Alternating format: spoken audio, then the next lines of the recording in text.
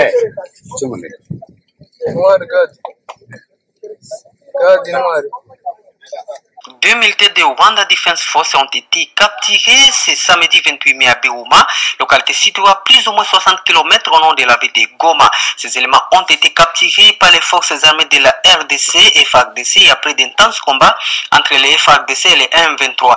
C'est au cours de cette semaine que la rébellion de M23 a attaqué différentes positions des FARDC dans les territoires de Rutshuru et Nyiragongo, causant ainsi un déplacement massif des populations civiles craignant pour leur sécurité, d'où elles se sont rendues les en provenance de Jomba vers Rutshuru centre et Ouganda voisin, et c'est de Nyiragongo à Goma supposé sécuriser. Cette captivité intervient 3 jours après que le Rwanda a été pointé du doigt par le gouvernement congolais d'être en connivence avec la rébellion du M23. Hyacinthe Robertson, Afro-Info 243.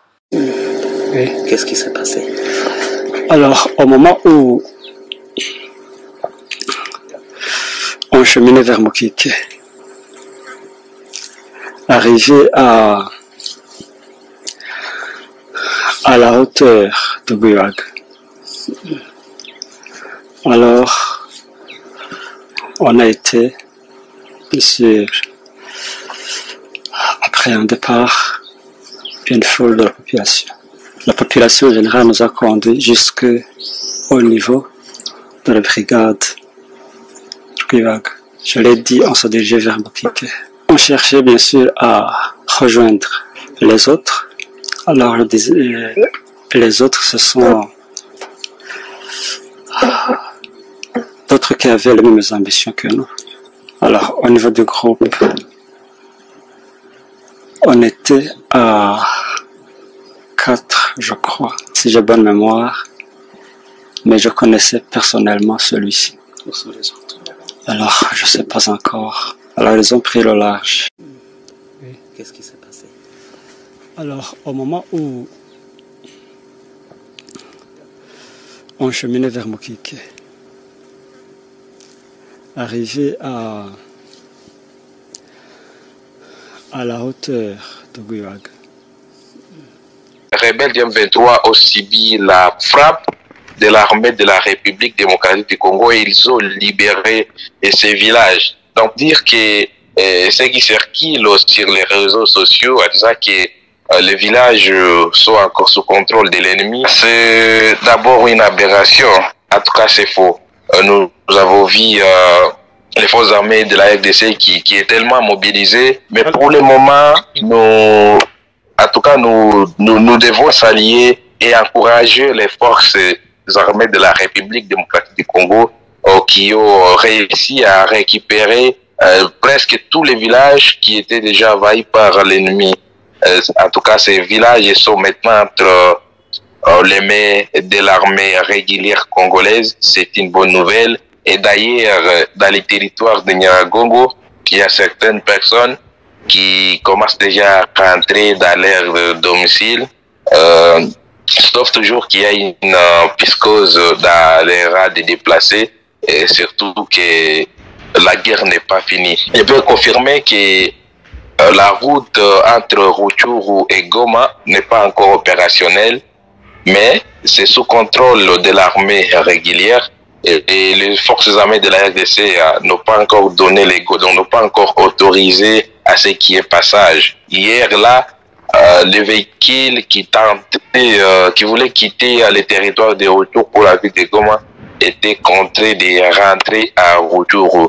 Et en tout cas, ce sont les informations que nous possédons entre nos mains. Les groupements Kibumba et Burumba sont déjà sous contrôle de l'armée régulière de la République démocratique du Congo et ils ont libéré ces villages. Ils se sont renforcés sur tous les plans.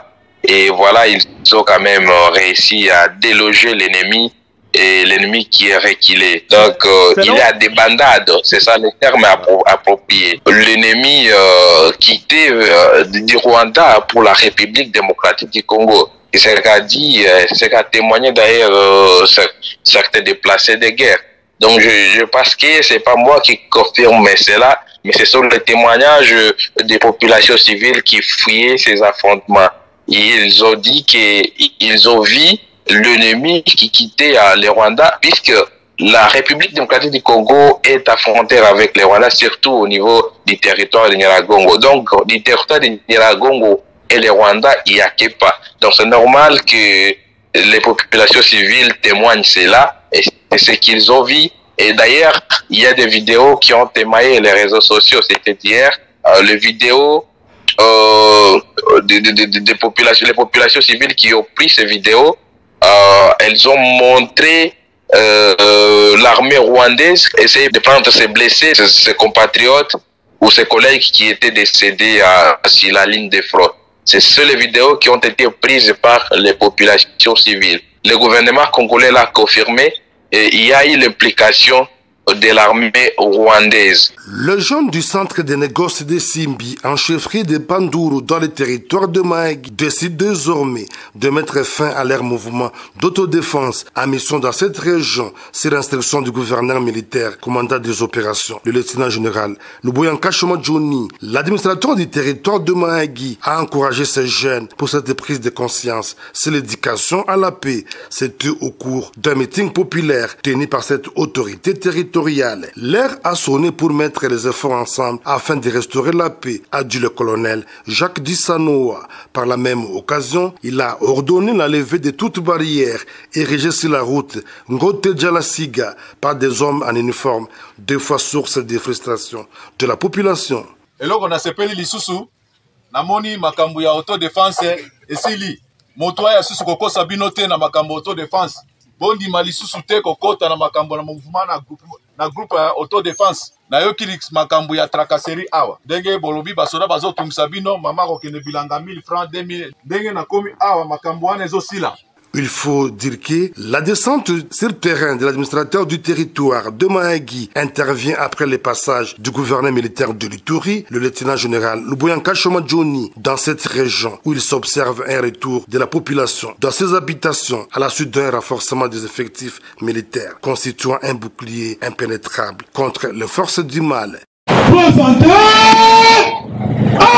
Ils sont au total 13 prévenus avoir été condamnés par la cour militaire de l'Ituri pour vente d'armes et munitions aux miliciens Kodeko dans le territoire de Djougou. Parmi eux, 8 militaires dont 4 officiers supérieurs condamnés à la peine de mort et tous radiés de FRDC. Même peine infligée à 3 civils dont Madame Solange Makoussi, arrêtée en mars dernier avec plusieurs munitions de guerre sur la route Bambou. 2 autres femmes ont écopé chacune 10 ans de prison. Suivez à cet effet le prononcé du jugement par le colonel magistrat Dienga Akelele Kelly, premier président de la cour militaire. La cour des séants met la République démocratique du Congo hors cause.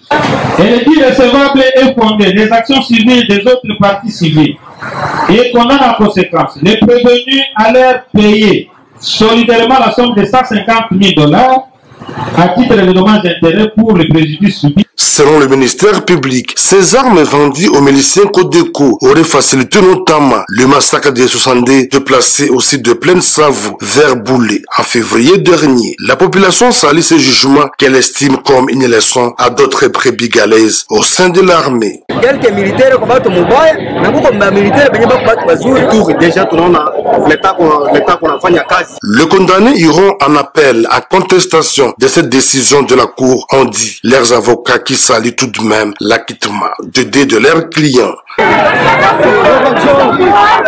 Ce verdict, c'est l'exécution des instructions ainsi du chef de l'État, Félix Antoine Tshisekedi Tshilombo, de mettre fin aux magouilles et mafias qui minent les forces de défense et de sécurité. Exécution sans faille en Ituri par le lieutenant général Luboyanka Shomajoni, décidé de livrer tous les malfaiteurs au sein de l'armée et demande aux Ituriens de livrer aussi tous les criminels qui sont disséminés au sein de nos communautés.